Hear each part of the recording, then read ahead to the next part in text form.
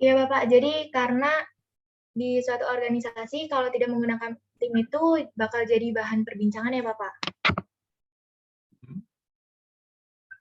Jadi organisasi melakukan rekrutisasi diri mereka sendiri bersaing lebih efektif dan efisien. Mereka beralih kepada tim dengan cara lebih baik dan memanfaatkan talenta karyawan. Tim yang lebih fleksibel dan responsif terhadap perubahan kejadian daripada departemen dan tradisional atau bentuk lain dari pengelompokan yang bersifat permanen.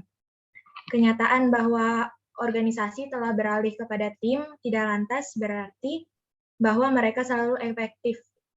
Para pengambilan keputusan sebagai manusia dapat terpengaruh oleh mode dan menghalau mentalitas.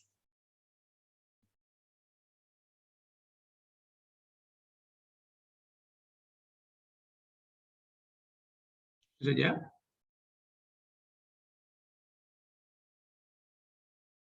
Itu saja, Monica? Iya, Bapak, udah. Oke, terima kasih, Monica. Jadi, kamu tadi menjelaskan sekitar 3 poin ya, bagaimana tim itu populer, ya, karena bagaimana menggunakan bakat karyawan dan supaya lebih fleksibel, ya, dan seterusnya. Oke, terima kasih. Ada yang lain mau menambahkan yang disampaikan Monica? Izin menambahkan, Pak. Oke, Bikas. Kalau menurut saya sendiri, bekerja dalam sebuah tim itu menjadi populer karena bekerja dalam tim itu sendiri dinilai dapat memaksimalkan potensi individu dari setiap karyawan bila dibandingkan dengan bekerja secara individu itu sendiri. Terus bekerja dalam tim juga dapat meningkatkan partisipasi aktif dari karyawan tersebut dalam proses pengambilan keputusan. Terus karena adanya proses pengambilan keputusan bersama oleh karyawan tersebut tentu saja akan meningkatkan demokratisasi dalam kelompok kerja tersebut. Nah, dengan meningkatnya demokratisasi tersebut tentu saja akan meningkatkan kepuasan kerja yang mendorong motivasi karyawan ke arah yang lebih baik untuk meningkatkan produktivitas karyawan tersebut. Akan tetapi pembentukan kelompok kerja tersebut tidak selalu efektif karena ada beberapa hal yang lebih baik bila dikerjakan secara individu. Maka dari itu seorang manajer harus jeli menentukan mana pekerjaan yang bisa diselesaikan oleh tim dan mana yang bisa diselesaikan secara individu. Begitu, Pak. Terima kasih. Oke, terima kasih, Bikas. Ya, jadi prinsipnya ada 6 hal ya. Kenapa tim itu menjadi populer di dalam organisasi ya. Tadi sudah dibicarakan ketiga hal tadi sudah saya katakan di depan, terus kemudian bagaimana memfasilitasi keterlibatan karyawan tadi sebetulnya yang juga disampaikan Bikas tadi, ya bagaimana karyawan itu supaya terlibat di dalam involvement istilahnya ya, di dalam tim tersebut. Nah, tim juga membuat peningkatan partisipasi di dalam anggota untuk mengambil keputusan. Nah, kenapa mereka bisa berpartisipasi aktif dalam mengambil keputusan? Karena birokrasi di tim itu tidak seperti organisasi yang hierarkinya begitu ketat. Nah, di sini memunculkan, tadi sudah dijelaskan bagaimana demokratisasinya akan lahir, akan meningkat. Nah, ketika demokratisasi itu meningkat, otomatis ada peran yang lebih meningkat. Nah, peningkatan peran tadi akan meningkatkan motivasi ya. Jadi 6 hal itu teman-teman yang membuat mengapa tim itu populer di dalam organisasi ya. Jadi saya kira ini sudah clear ya.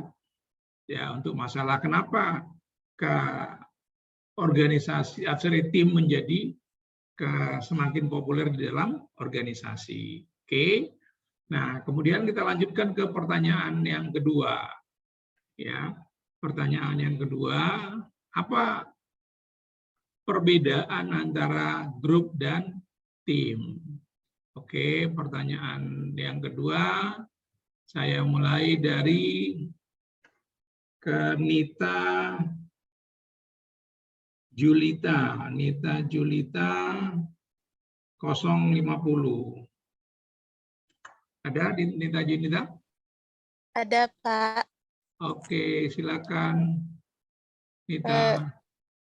Grup kerja merupakan kelompok yang berinteraksi terutama untuk berbagi informasi dan membuat keputusan untuk membantu setiap anggota kelompok melakukan dalam bidang tanggung jawabnya, dan juga tidak diperlukan upaya bersama.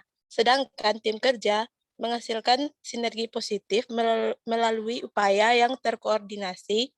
Upaya individu menghasilkan kinerja yang lebih besar dari jumlah input individu. Sudah, Pak. Oke, ya. Jadi poin yang disampaikan ke Nita itu, jadi di dalam tim, ya, gimana upaya individu itu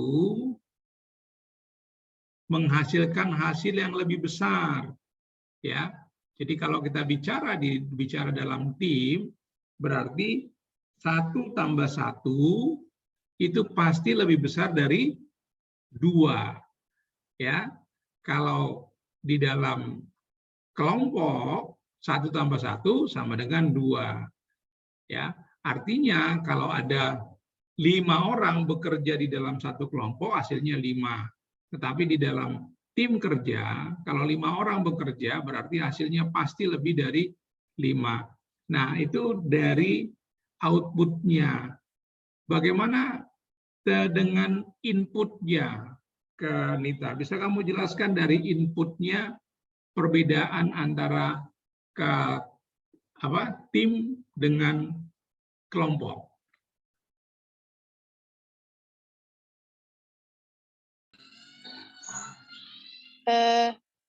Untuk inputnya saya belum begitu paham, Pak.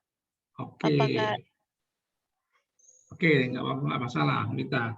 Ada yang lain yang bisa menjelaskan dari sisi inputnya? Pak izin menjawab.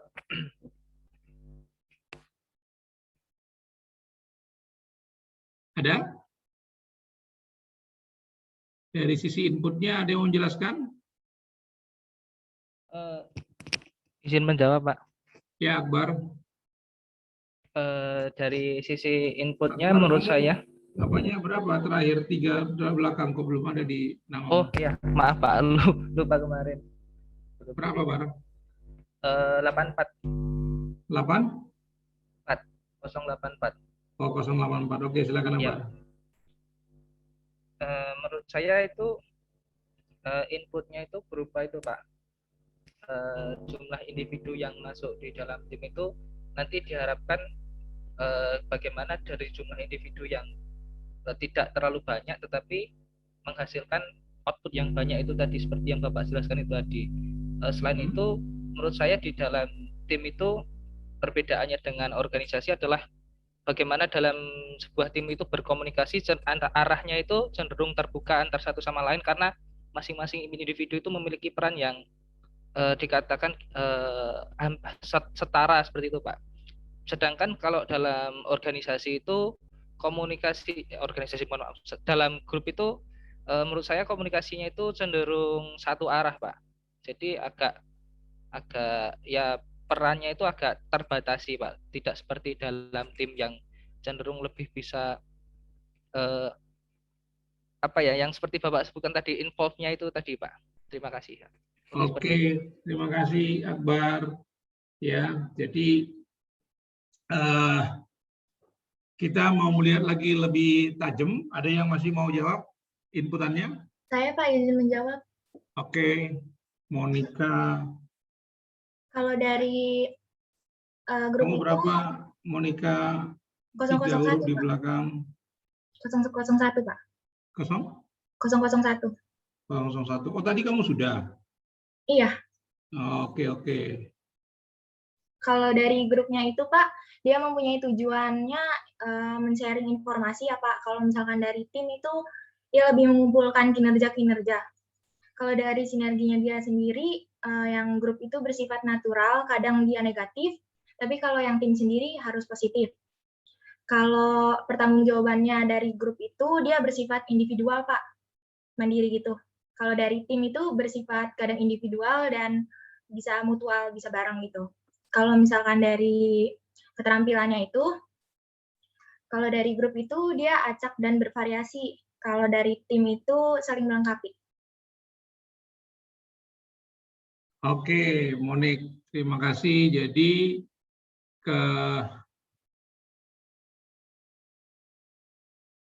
saya share ini dulu saja supaya lebih jelas.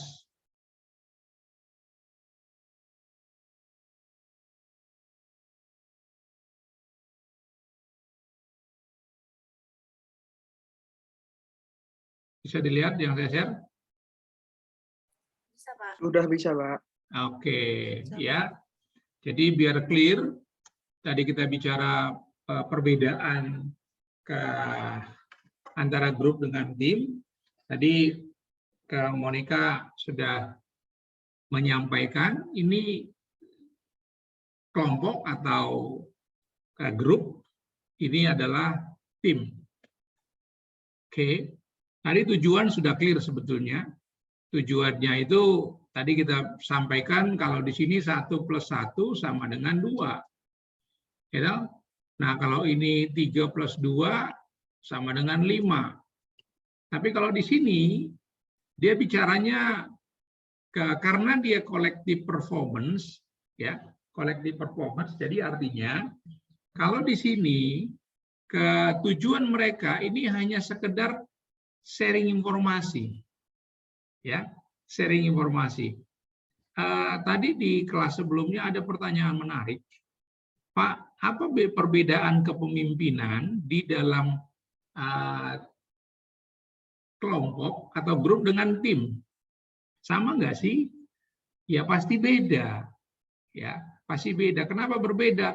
Karena kelompok ini tujuannya di kelompok ini hanya sharing informasi, berarti sifatnya lebih kepada koordinasi. Kalau di work team, tadi kita sudah bicara ada sinergi di sini karena 1 + 1 pasti lebih besar dari 2, kemudian 3 + 2 lebih besar dari 5, ya, ini hasilnya ya. Nah, tetapi tujuannya di sini sudah berbeda. Tujuannya ini collective performance, berarti ada goal setting yang sama. Setiap individu tidak memiliki tujuan yang berbeda, ada tujuan yang sama. Ya, artinya kepemimpinan di sini tidak sekedar koordinasi, dia sudah melit benar-benar. Jadi how to lead, ya, lead to achieve goal. Goalnya apa ini? Nah, gitu ya. Jadi jelas ya. Nah, tujuan mereka tidak berbeda. Itu dari output dari kita sudah jelas.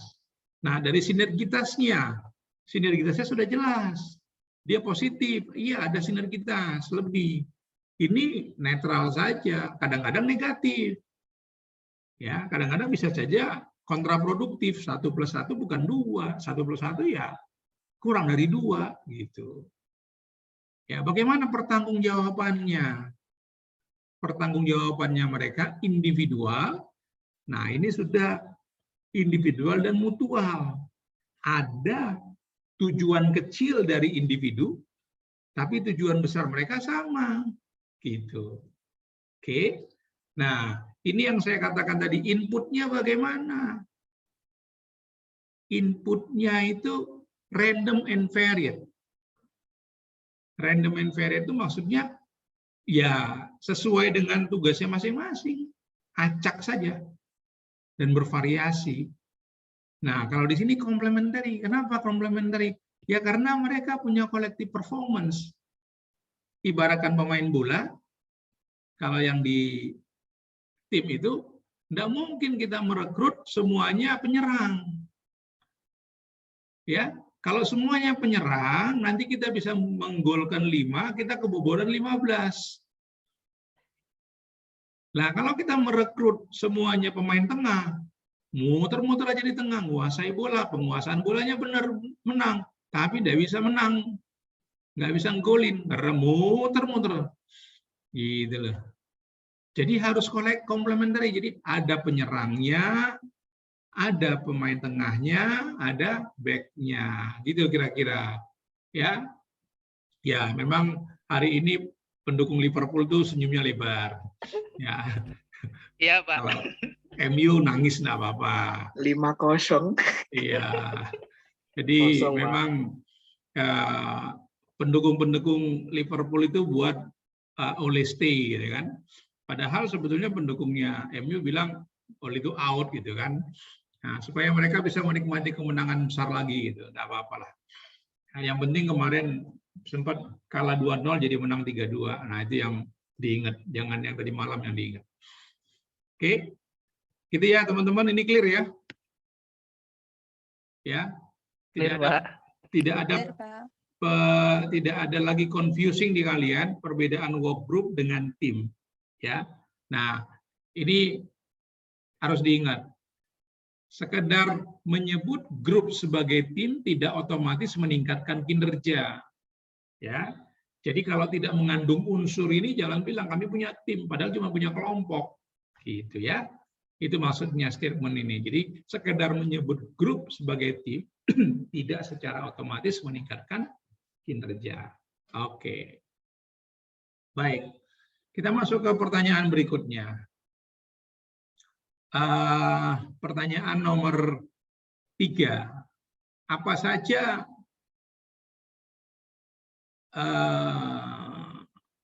oke, nomor 3. Nomor 3 sepertinya sudah terjawab ya. Nomor 3 ya.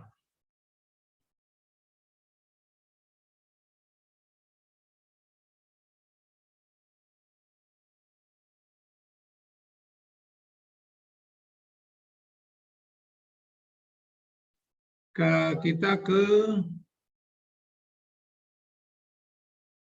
nomor 4. Nomor 3 tadi sudah terjawab. Nomor 4, kondisi atau faktor konteks apa yang menentukan bahwa tim itu efektif? Ya, saya mulai dari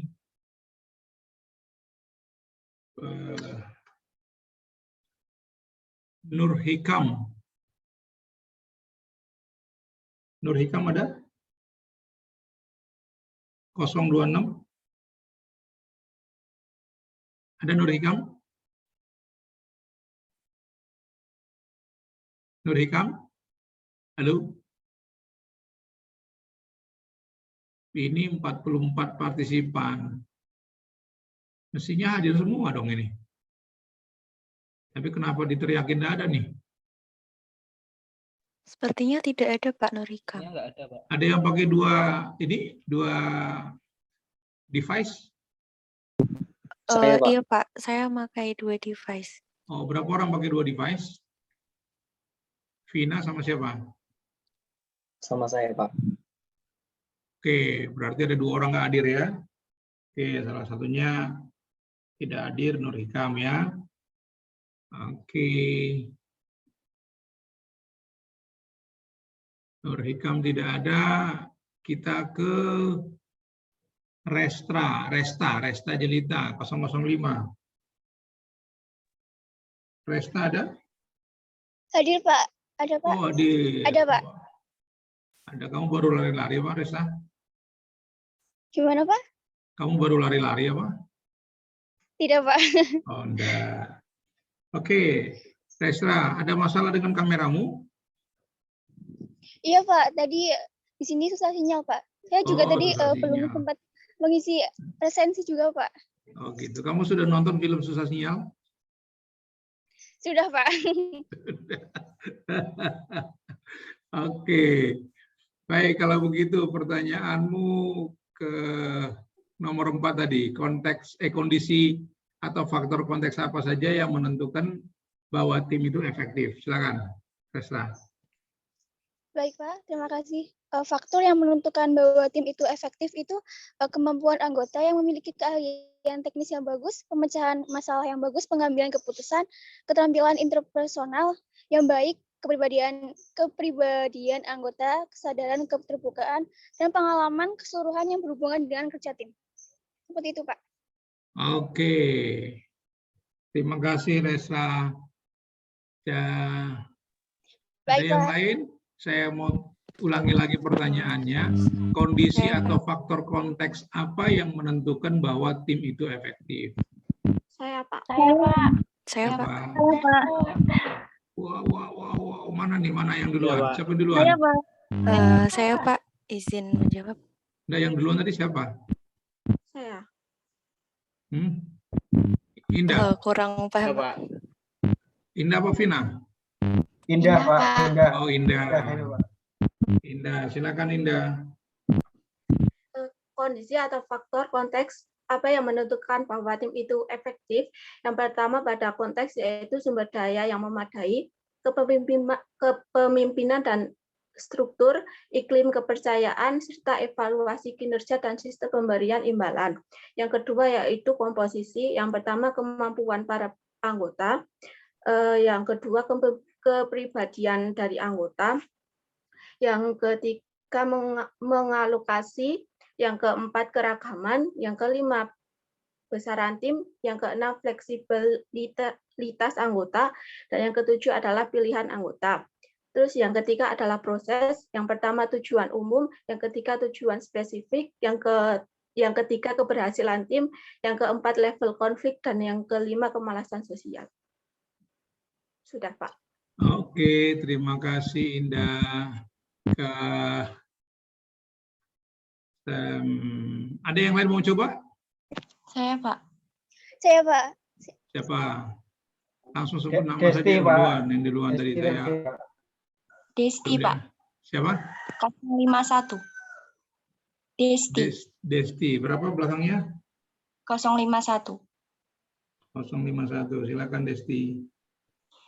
Untuk konteks yang menciptakan tim yang efektif itu, yang pertama ada sumber daya yang memadai, itu di dalamnya membutuhkan alat untuk menyelesaikan pekerjaan, karena jika sumber daya mengalami kelangkaan, akan menurunkan kemampuan tim untuk melaksanakan pekerjaan secara efektif untuk mencapai tujuannya. Yang kedua itu kepemimpinan yang efektif. Kepemimpinan yang efektif itu menyetujui secara spesifik pekerjaan dan bagaimana tim menyesuaikan diri untuk mengintegrasikan keterampilan individu, terus diperlukan untuk memberdayakan tim yang mendelegasikan tanggung jawab kepada anggota tim, dan guna memastikan suatu tim bekerja sama tidak menentang satu sama lain. Yang ketiga, iklim kepercayaan. Kepercayaan antara anggota tim diperlukan untuk mencapai tim yang efektif, percaya bahwa para anggota tidak akan mengambil keuntungan sendiri. Lalu selanjutnya anggota dengan keterampilan dan peran yang benar. Lalu ada memiliki anggota yang percaya pada kemampuan tim, tugas utuh dan signifikan, lalu melakukan pekerjaan yang memberikan kebebasan, otonomi, dan kesempatan untuk berkontribusi. Cukup, Pak. Yang terakhir apa? Desti? Melakukan pekerjaan yang memberikan kebebasan, otonomi, dan kesempatan untuk berkontribusi. Oke. Oke, teman-teman. Terima kasih buat jawabannya. Jadi kalau kita lihat di sini,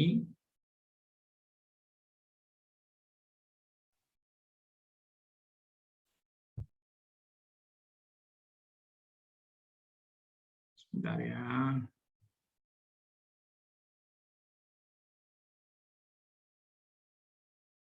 Bisa lihat share saya? Bisa, Pak. Nah, jadi kita harus melihat model yang efektif itu, model tim yang efektif itu, kita harus lihat ada tiga komponen kuncinya itu, ya, untuk tim yang efektif, efektivitas tim. Ada konteks, ada komposisi, ada proses. Nah, kita harus melihat dia dengan tepat. Nah, kalau kita bicara konteks, berarti 4 ini dalam hal konteks. Ya, bagaimana kecukupan sumber daya? Ya, sumber daya yang dibutuhkan itu apa saja untuk mencapai tujuan tim itu. Kemudian kepemimpinan dan strukturnya. Ya, strukturnya itu jangan bayangkan yang hierarki banget. Kalau hierarki banget untuk apa kita pakai tim?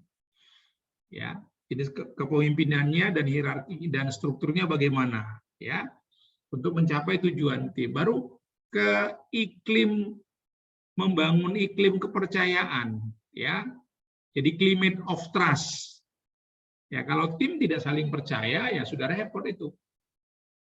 Baru performance evaluations and reward system. Ini penting bagi sebuah tim. Ya, bagaimana mengevaluasi kinerjanya? Karena tim itu tadi kita sudah bicara di depan, itu biasanya relatif nggak terlalu besar lah ya, dia plus minus 2 dari 7. Ya. Nah, plus minus 2 dari 7 berarti antara 5 ke 9. Oke. Nah, jadi artinya dia akan lebih responsif, dia lebih fleksibel. Nah, bagaimana kita mengevaluasi pekerjaan mereka, kinerja mereka, sehingga mereka bisa dapat melakukan penyesuaian ketika ada target-target yang tidak sesuai, yang tidak on the track. Nah, kemudian evaluasi kinerja harus dibarengi dengan reward system, pemberian imbalan, pemberian penghargaan. Ya, penghargaan ini di dalam tim itu harus dikombinasikan dari 2, ada yang individu dan kolektif atau tim. Nah, ini dalam konteksnya. Ya, kalau kita bicara dalam konteksnya. Lain lagi kalau kita bicara komposisinya. Ya, jadi jangan rancu kita berpikir kita bicara konteksnya, tapi kita bicara personality. Ini dalam komposisinya. Itu ya. Demikian juga prosesnya. Oke. Jelas teman-teman? Jelas.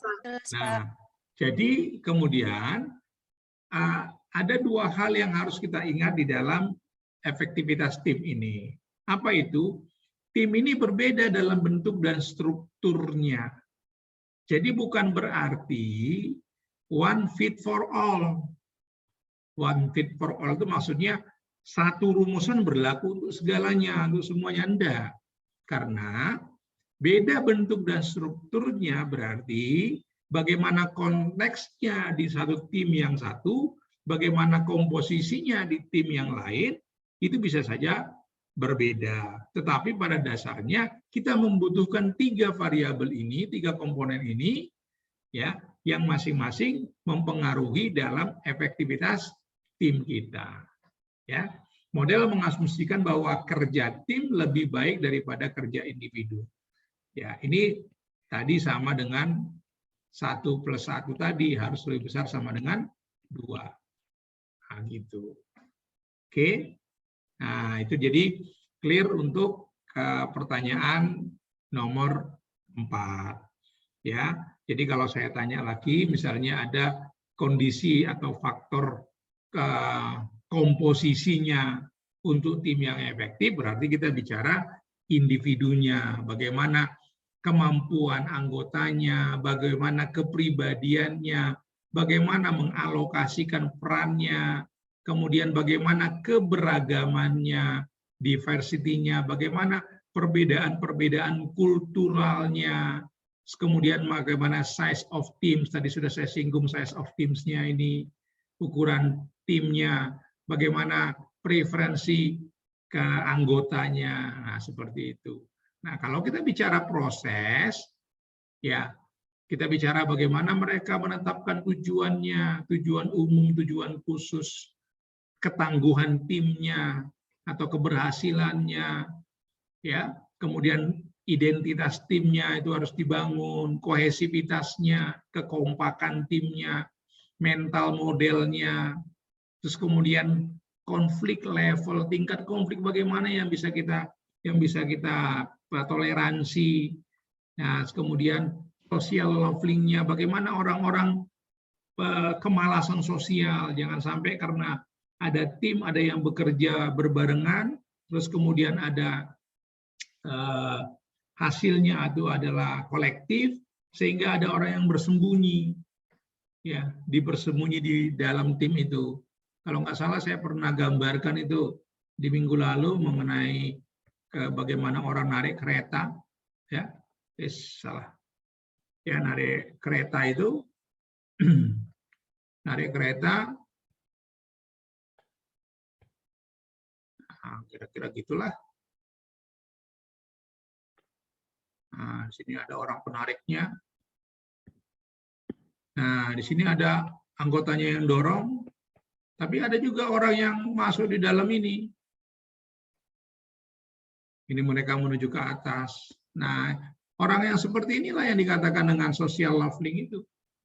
Ya, social leveling itu. Jadi dia ada kemalasan sosial, dia berlindung di balik ke tim itu gitu. Oke. Ya, saya kira itu untuk yang tadi. Ya. Kemudian kita lanjutkan. Ada pertanyaan sampai sini? Oke, kita lanjutkan ke pertanyaan nomor 5. Bagaimana organisasi dapat menciptakan pemain tim? Ya, ke pertanyaan saya mulai dari Novira Akila 226. Ada? Ada, Pak. Oke, Novira 226. Silakan, Novira. Yang itu ya, Pak, menciptakan pemain tim itu ya? Ya. Yang pertama ada pemilihan, merekrut para pemain tim. Ini dijelaskan juga nggak, Pak? Kenapa? Dijelaskan juga apa saya hanya menyebutkan? Ya, jangan jelasin dong, biar yang lain. Ya, baik. Pas gantiin saya kamu kalau ngajar gitu loh. Iya, baik, Pak. Beberapa orang memiliki keahlian interpersonal untuk menjadi para pemain tim yang efektif. Ketika merekrut para anggota tim, pastikan bahwa para kandidat dapat memenuhi peranan tim mereka sejalan dengan persyaratan tekniknya. Ketika berhadapan dengan para kandidat pekerjaan yang kurang terampil dalam tim, para manajer memiliki 3 opsi. Opsi pertama, jangan merekrut mereka. Jika ingin merekrut mereka, tugaskan mereka pada tugas yang tidak memerlukan tim.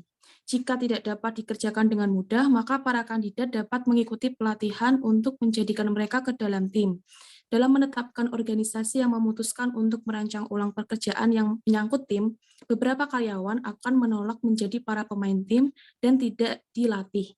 Tapi sayangnya mereka umumnya menjadi para korban pendekatan tim.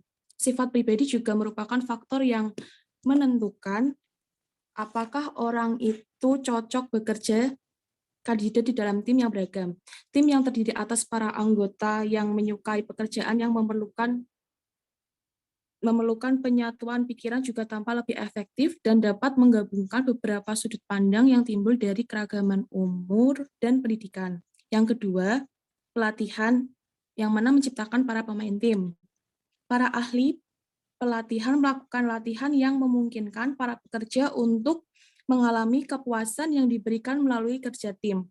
Seminar membantu para pekerja untuk meningkatkan keterampilan pemecahan masalah, komunikasi, negosiasi, manajemen konflik, dan pelatihan. Para karyawan juga mempelajari 5 langkah model pengembangan kelompok tersebut.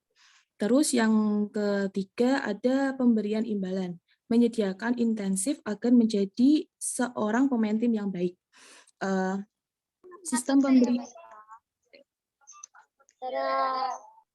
Sistem pemberian imbalan organisasi harus dikerjakan ulang untuk mendorong usaha bekerja sama dan bukannya saling berkompetisi. Hallmark Cards Inc. menambahkan sistem intensif dasar bagi individu pada bonus tahunannya yang didasarkan pada pencapaian tujuan tim.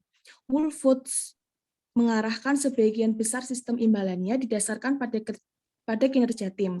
Sebagai hasilnya, tim-tim memilih para anggota baru dengan hati-hati sehingga mereka akan memberikan kontribusi bagi efektivitas tim dan dengan demikian memperoleh bonus tim, promosi, kenaikan gaji, dan bentuk penghargaan lainnya.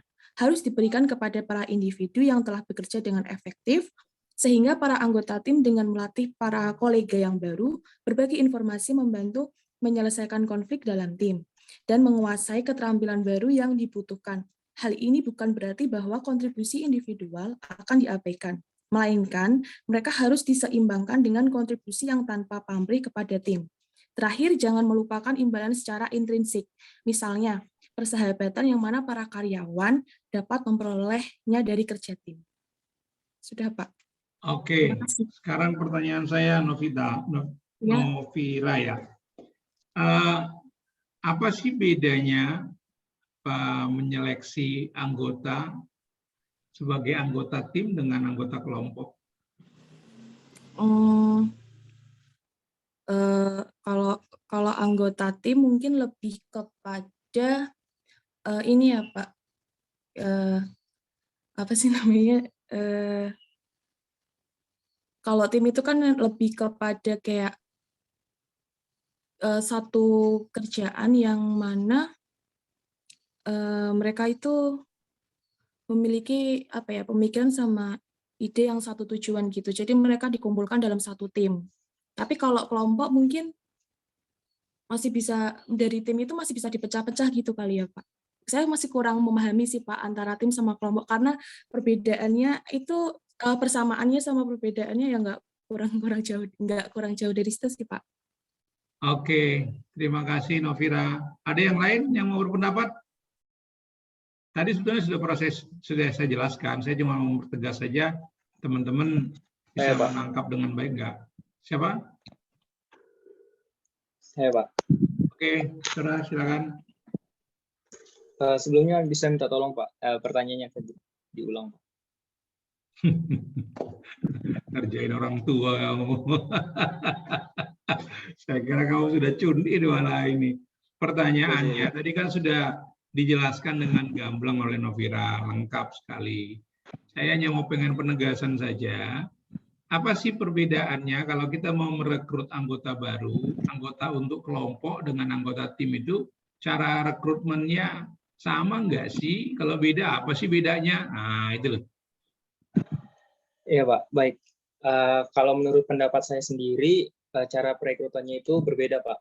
Untuk perekrutan anggota kelompok atau anggota grup itu lebih kepada melihat bagaimana cara dia berkoordinasi dan bersosial dengan rekan-rekan satu grupnya. Sementara untuk rekrut untuk tim itu lebih dispesifikkan lagi begitu Pak. Seperti yang udah dibahas di awal, bahwa kalau bicara tentang tim itu bicara tentang individualnya. Berarti yang direkrut itu selain dia bisa berkomunikasi, bagaimana hubungan sosialnya, ditekankan juga kepada kemampuan interpersonal dan individunya Pak. Menurut saya begitu Pak. Oke, terima kasih Surah. Ada yang lain yang mau memberi penjelasan? Saya Pak. Silakan. Ya, saya izin menjelaskan ya Pak. Menurut pendapat saya kalau merekrut pemain dalam tim sama dalam kelompok atau grup itu sedikit berbeda karena kalau dalam grup itu lebih kriterianya itu agak nggak terlalu ketat atau bahkan bisa dikatakan yang penting ada kamu punya tujuan ini kamu bisa masuk seperti itu. Tapi kalau dalam tim itu harus memenuhi berbagai kriteria yang lebih kompleks, misal kayak dalam tim sepak bola kayak MU gitu Pak, lagi butuh back gitu kan, pertahanannya kan rusak gitu kan Pak. Jadi mereka harus melakukan pemain yang masuk dalam tim itu juga harus kriterianya yang memenuhi di situ Pak. Seperti itu Pak menurut saya Pak. Oke, Terima kasih Akbar. Pinter dia kasih contoh ya. Tahu dia suka MU, kasihnya MU gitu kan. Dia nggak ngasih Barcelona, apa Real Madrid gitu kan. Apa Liverpool. Oke, teman-teman tadi sebetulnya kan sudah kita singgung. Ada skill yang komplementari. Oke. Nah, itu sebetulnya yang saya mau pancing ke kalian. Bahwa skillnya itu bukan random, tapi komplementari gitu loh. Ya, tadi Kak Akbar udah kasih contoh kan, dia pemain bola itu pelatihnya itu kejeliannya itu ya lihat mana, jangan cuma pemain terkenal saja, pemain top saja gitu ya. Nah, tapi ada satu hal yang tadi juga sudah disampaikan teman-teman, juga Surah menyampaikan, ada kemampuan dasar yang tidak boleh hilang kalau sudah bicara tim. Apa itu? Interpersonal. Ketika dia tidak bisa punya kemampuan interpersonal, itu tidak bisa masuk dalam tim. Karena tim itu harus ada keterbukaannya, harus mau bekerja sama, tidak mau egois gitu ya. Nah, jadi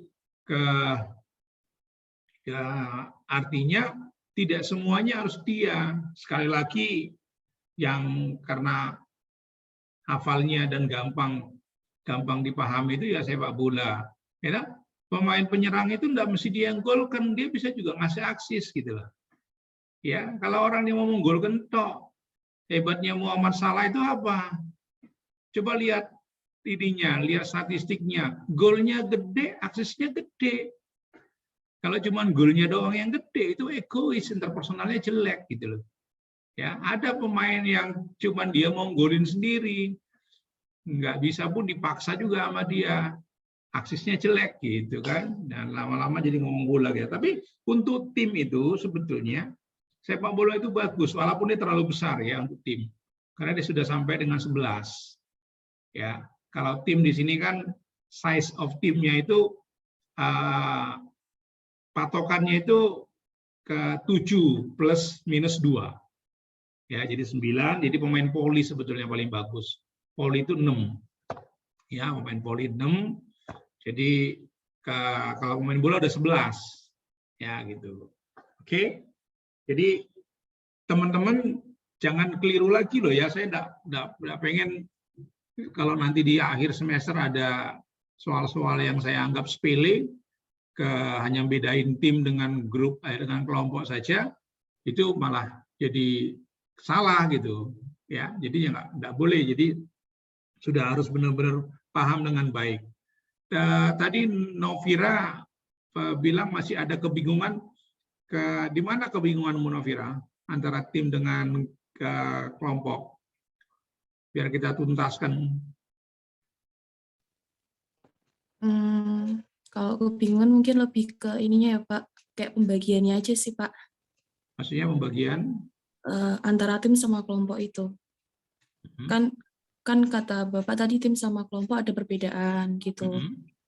Nah itu kan pasti kan dalam perbedaan itu kan pasti kayak tim sama kelompok itu kan pasti ada kayak pembagian dari anggota-anggota itu kan ya Pak, organisasinya itu kan gitu. Lebih ke situ aja sih Pak, enggak yang gimana-gimana. Oke, jadi saya review sekali lagi ya. Jadi kalau melihatnya itu dari, bisa lihat slide saya? Bisa Pak. Jadi kita melihat kembali ke ini, misalnya organisasi, katakanlah satu organisasi ya, biar teman-teman bisa enak melihatnya. Di sini manusia-manusianya, di sini manusia-manusianya. Nah, di sini ada leadernya. Nah, di sini juga ada sama. Ya. Nah, dalam satu organisasi, tim ini biasanya dibentuk kalau organisasi ini tidak bisa atau sulit untuk menyelesaikannya. Dibentuklah satu tim. Ya. Nanti ada tim yang diambil dari berbagai bagian, ada juga tim yang diambil dari hanya satu bagian, misalnya ini atasannya, dibuatlah tim di sini.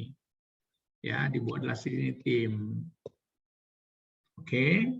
Nah, tim ini dimulai dari apa sih? Kalau tim itu dibuat pasti ada tujuan toh, tujuannya. Nah, tujuan dari tim ini adalah tujuan kolektif dari ke mereka. Jadi ada katakanlah ada 7 orang anggota tim. Apa sih sebetulnya tujuannya mereka? 1, 2, 3, 4, 5 deh. Apa sih tujuannya mereka di sini? Tujuan tim ini? Kita anggap sajalah ini tim pemecah masalah. Tim pemecah masalah. Kalau tim pemecah masalah berarti tim yang diambil dari bidang fungsi-fungsi lain.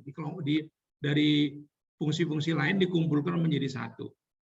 Nah, kita ambil saja contoh apa yang masalah yang mereka mau pecahkan. Misalnya, selalu terjadi keterlambatan dalam pengiriman barang. Kita anggaplah ini ekspedisi lah perusahaannya. Terjadi keterlambatan barang, komplain meningkat. Nah, mereka dari bagian-bagian yang berbeda dikumpulkan dalam satu tim. Tujuan mereka, tujuan tim ini misalnya, merekomendasikan penyebab keterlambatan. Oke? Nah, inilah tujuan mereka. Kemudian ada kolektifnya. Apa sinergi yang mereka buat? Sinergi yang mereka buat dari sisi kemampuan dulu deh.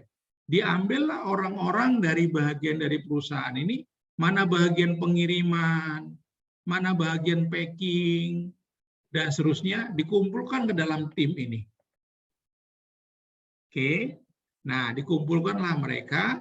Nanti orang-orang bagian dari packaging, bagian pengiriman, dia akan mengevaluasi di mana titik-titik kelemahannya sehingga pengiriman terlambat.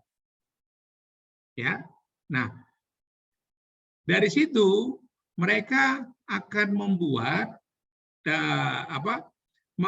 bagaimana sinergi antara masing-masing bagian itu sehingga pengiriman nggak terlambat. Sinerginya harus positif. Nah, apa bedanya di kelompok tadi? Bedanya di kelompok tadi, mereka bagian pengiriman ya nggak mau tahu bagaimana nanti di urusannya di bagian packaging nggak mau tahu nanti bagaimana di urusannya pengiriman. Apakah packaging yang mereka buat itu susah untuk dinaikkan ke kendaraan, misalnya, anggap saja delivernya pakai sepeda motor. Tapi dia buat packagingnya itu panjang banget, susah mereka. Nah, itu sudah memperlambat mereka untuk mengirimkan. Nah, di tim inilah dibahas itu. Oke? Nah, jadi ada sinergi yang positif di situ.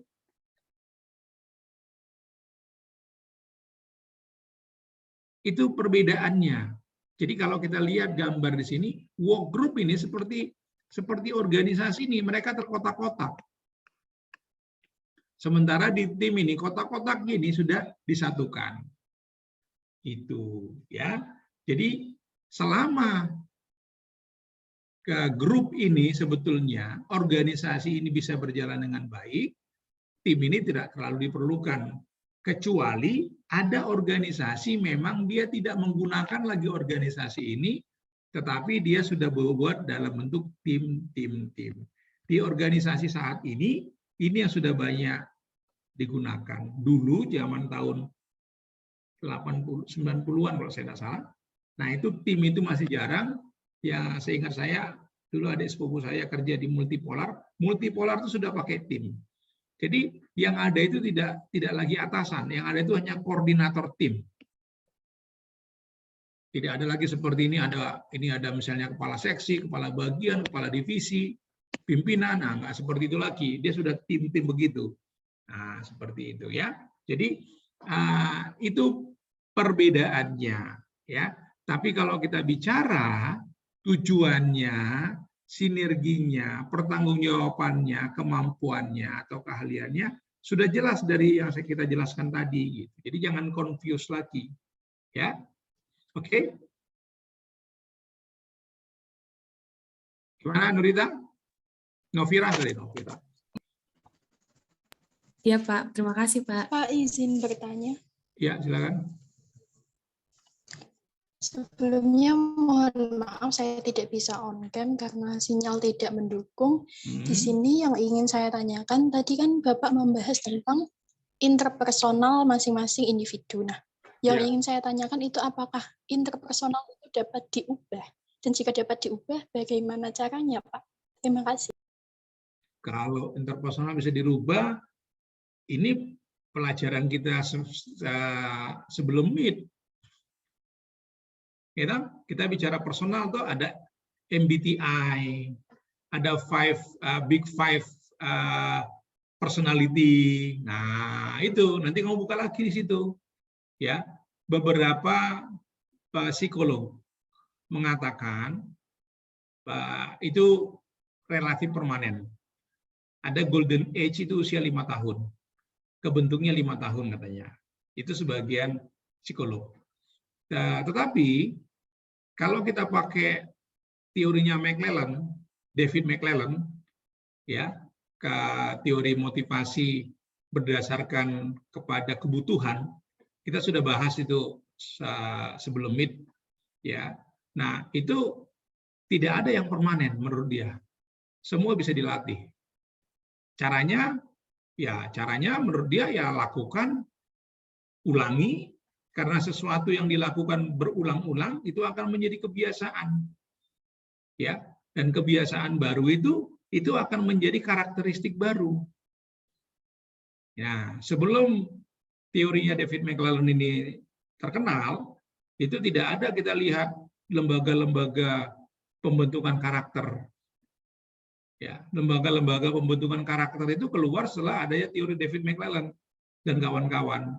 Yang mereka meyakini bahwa semua itu bisa berubah kalau kita mau mengubahnya. Ya, caranya apa? Ciptakan kebutuhan itu. Ya, kenapa kita bisa mengatakan orang punya kebutuhan untuk berprestasi itu cenderung untuk berprestasi? Ya, karena yang di pikiran dia selalu bagaimana dia untuk berprestasi. Dia butuh berprestasi.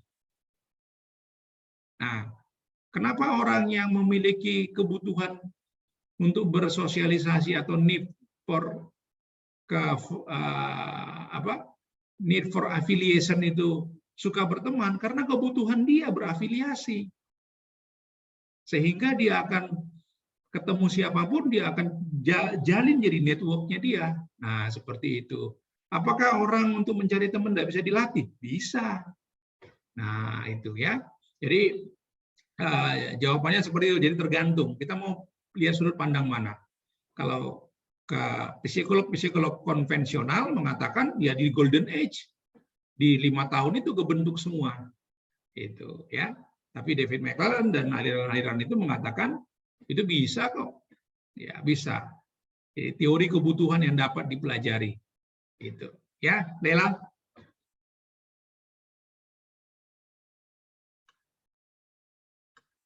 Oke. Ada lagi? Nah, kalau tidak ada, saya mau teruskan ke pertanyaan nomor 6. Nah, pertanyaan terakhir, nomor 6. Nomor 6, saya mulai dari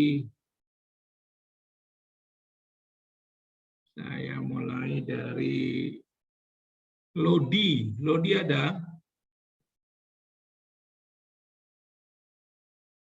Ada, Pak. Lodi 034. Ada, Pak. Silakan Lodi. Nomor 6, kapan pekerjaan lebih cocok dikerjakan oleh perorangan dibandingkan oleh tim? Baik, Pak. Silakan, kapan pekerjaan lebih cocok dikerjakan perorangan daripada dipekerjakan tim? Ya. Hal ini dapat dilihat dari situasinya, Pak. Untuk yang pertama, apakah pekerjaan itu rumit dan adakah kebutuhan akan perspektif yang berbeda? Jika tidak ada, mungkin lebih cocok dikerjakan perorangan. Untuk yang kedua, Apakah pekerjaan menciptakan tujuan bersama atau serangkaian tujuan untuk kelompok yang lebih besar daripada individu? Jika hal tersebut tidak ada, mungkin lebih cocok dikerjakan perorangan. Untuk yang ketiga, apakah anggota kelompok terlibat dalam tugas yang saling bergantung? Nah, jika hal tersebut tidak menjadi kriteria pekerjaan tersebut, mungkin pekerjaan tersebut lebih cocok dipekerjakan secara perorangan daripada dipekerjakan secara tim. Begitu, Pak. Oke, terima kasih Lodi. Ada yang lain mau melengkapi?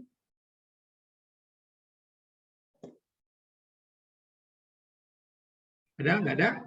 Oke, kalau tidak ada, biar saya nggak kelupaan, ada satu hal yang saya mau jelaskan ke teman-teman. Nah, ini gambar ini menunjukkan bagaimana peran kunci di dalam satu tim. Ya. Nah, ada di dalam tim itu selalu ada dimulai dari kreator. Ya, kreator ini fungsinya apa? Mereka ini menginisiasi ide-ide kreatif. Ya, ide-ide kreatif itu diinisiasi oleh mereka. Sehingga di dalam tim itu kita butuh orang-orang kreatif. Oke. Kemudian kita juga butuh linker. Linker itu orang yang pinter berkoordinasi dan menyatukan. Ya. Jadi orang-orang yang bisa membangun network linker. Kita butuhkan mereka ini dalam satu tim. Kemudian kita butuh advisor. Advisor ini orang-orang yang memasok kita informasi-informasi yang dibutuhkan untuk pekerjaan tim itu. Nah, di samping itu kita juga butuh maintainer. Apa fungsinya maintainer ini? Fight external battles. Ini berperang untuk pihak luar. Jadi kita butuh juga orang-orang fighter. Ya, maintainer ini bagaimana dia menjadi pasukan depan untuk melawan pihak-pihak luar, ya, bertempur dengan pihak luar. Nah, kemudian ada lagi controller. Ya, ini orang-orang yang examines details and enforces rules. Jadi orang-orang yang suka hal-hal detail. Ya, dia menguji hal-hal detail dan bagaimana aturan-aturan bisa meningkatkan kinerja tim. Ya, kita butuh juga produser. Bagaimana dia provides directions and following through. Jadi bagaimana mereka membuat arahan-arahan ya yang bisa diikuti oleh anggota-anggota tim. Nah, kita juga butuh seorang organizer. Ya, dia akan meng-create struktur yang sesuai dengan tujuan tim. Nah, kita juga butuh asesor ya yang memberikan insight ya, over insightful analysis of options. Jadi dia bisa memberi pencerahan terhadap dan analisa terhadap opsi-opsi ya kalau terjadi bottleneck dalam pekerjaan tim. Nah, ini orang-orang yang asesor ini bisa memberikan insight. Nah, kemudian kita butuh juga promoter. Apa itu promoter? Champions idea. Jadi ide-idenya orang-orang yang kreator tadi bagaimana itu supaya terwujud. Ya, nah inilah promoter itu. Jadi 9 hal ini, 9 peran ini kita butuhkan. Ya, kita butuhkan di dalam mencapai efektivitas tim. Jadi bagaimana tim yang efektif, ada peran kunci itu. Ya. Jadi teman-teman sudah bisa memahami dengan baik. Jadi bagaimana potensi efektivitas satu kelompok. Ya, ini plus minus antara keuntungan dan kerugiannya itu pasti ada. Ya. Nah, yang tadi sudah kita bahas melalui pertanyaan-pertanyaan itu sudah kita bahas. Saya kira Itu yang bisa saya sampaikan pada pertemuan kita kali ini, dan terima kasih buat partisipasi teman-teman. Kalau ada yang masih mau ditanyakan, monggo silakan. Ada yang masih mau ditanyakan? Silakan. Saya Pak, masih ada yang janggal. Ya. Ini kalau tidak salah di PowerPoint-nya itu untuk ukuran yang pas gitu untuk sebuah tim itu kisaran anggotanya 5 sampai 9. Misalnya dalam sebuah tim itu ada 5 anggota begitu Pak. Nah, di sini kan peran kunci itu ada 9. Berarti bisa dikatakan bahwa 5 anggota itu rata-rata minimal bisa menguasai 2 keahlian begitu ya Pak, sesuai peran kuncinya. Oh, oke. Jadi tidak melihatnya peran itu satu orang melaksanakan satu peran, tidak. Jadi jangan begitu melihatnya. Ya, jadi peran itu satu orang bisa saja dia menjalankan 3-4 peran. Gitu, ya. Jadi peran-peran kunci itu sebetulnya bukan kepada fisik individu, tetapi kemampuan individu melaksanakan peran itu. Gitu, ya. Jadi bukan nanti akhirnya kita buat tim harus 9 semua karena satu-satu punya peran itu, enggak. Nah, mungkin saja perannya katakanlah salah satu perannya itu bisa saja dia bukan 1 orang, bisa 2-3 orang. Kenapa? Karena memang tim kita itu tim kreatif. Jadi kita butuh kreator banyak. Tidak hanya 1 orang. Nah, bisa. Katakanlah ada 9 orang anggota tim ya, sudah 9 anggota tim. Nah, tim kreatornya itu malah 3 orang. Ya kenapa tidak? Gitu. Karena apa?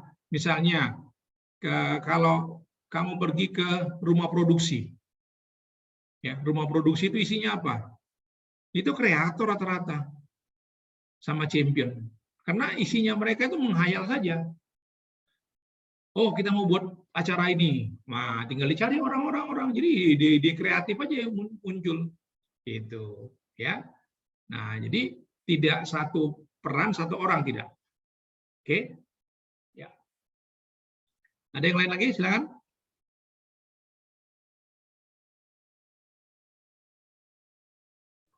Pak, izin bertanya. Yuk, Wahyu. Kan namanya manusia ya Pak.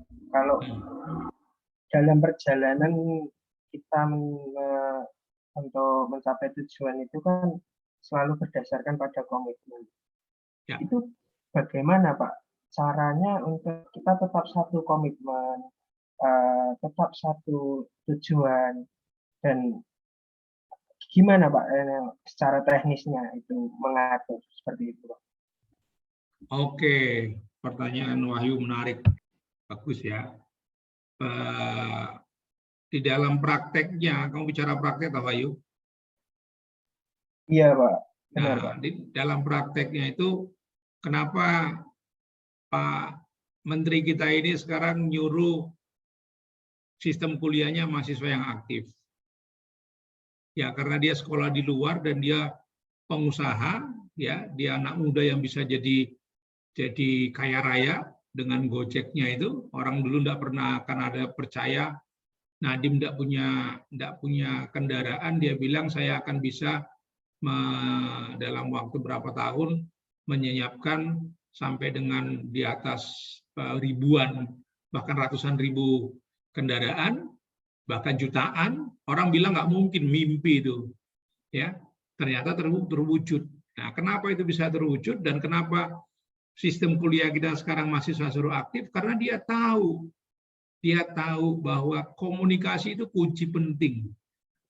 Ya, sepintar apapun orang, kalau dia tidak bisa berkomunikasi, itu susah dia untuk mencapai optimal. Ya, komunikasi itu tidak hanya ngomong, salah satunya ngomong. Yang paling cepat itu ngomong, tulisan juga bisa, tapi tulisan takes time. Ya, nah jadi bagaimana?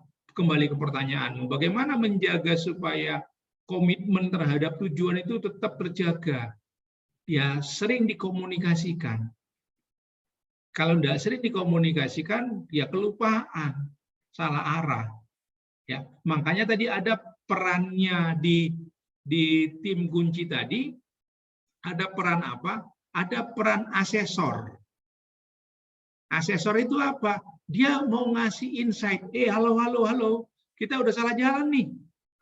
Nah, gitu. Kita salah jalan nih, ayo balik lagi. Kalau mentok nggak bisa balik lagi, ayo kita cari jalan lain. Nah, makanya harus ada komunikasi.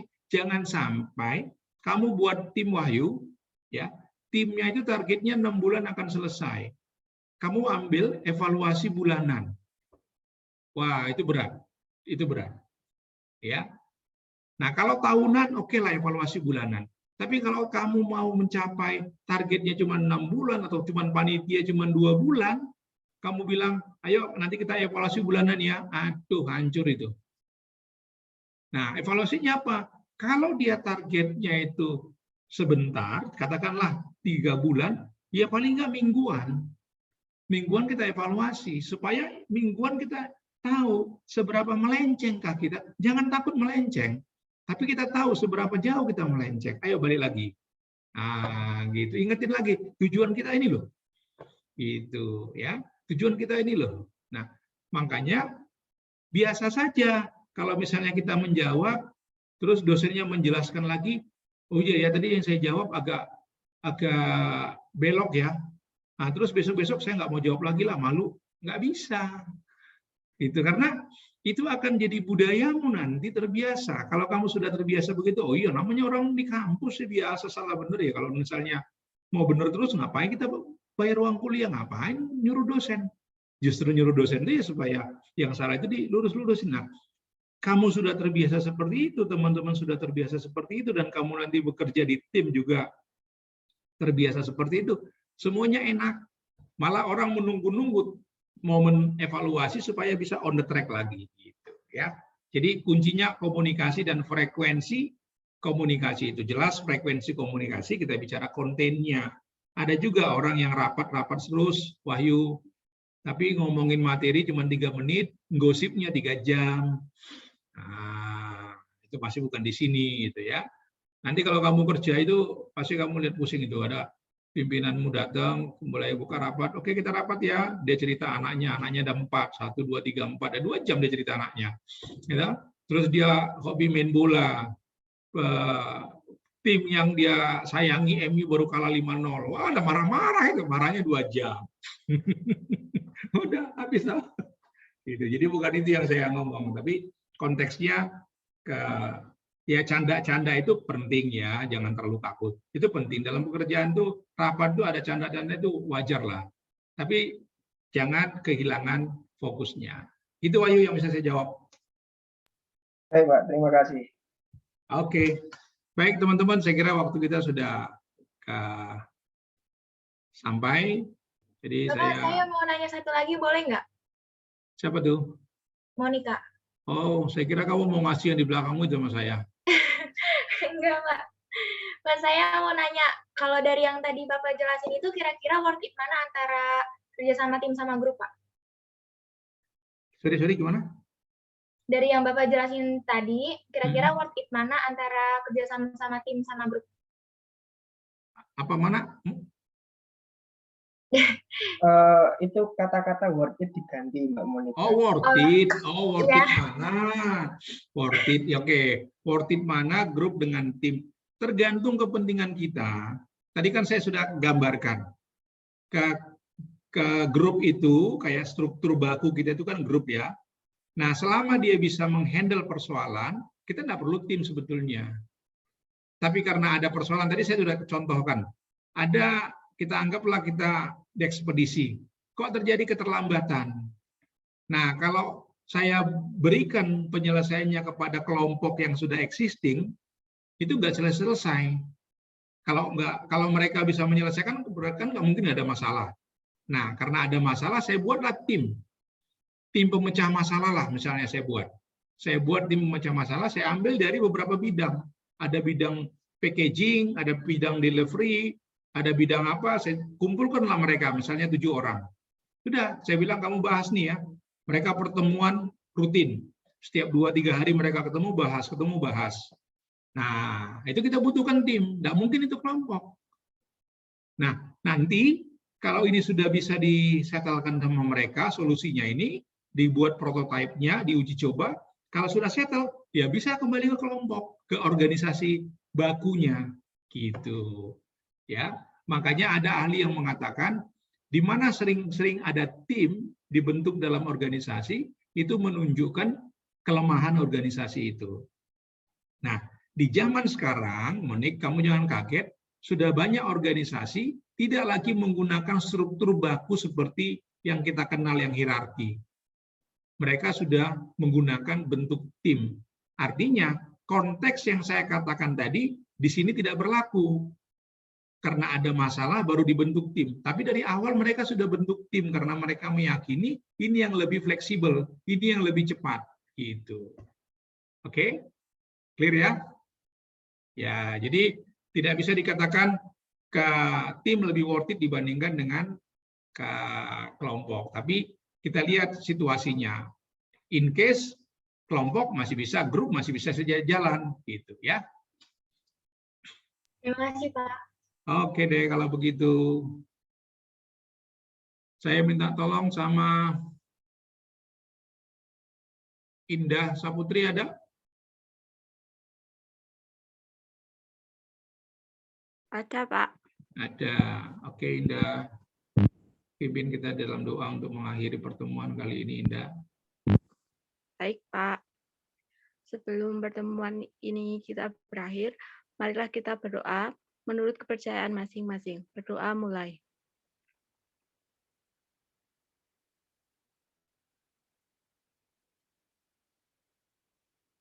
Berdoa selesai. Terima kasih, Pak. Oke, terima kasih Indah, terima kasih semuanya. Ya, tolong nanti materinya dibaca-baca lagi ya.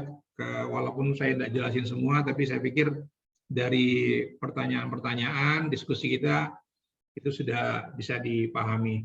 Minggu depan juga kita lakukan hal yang sama.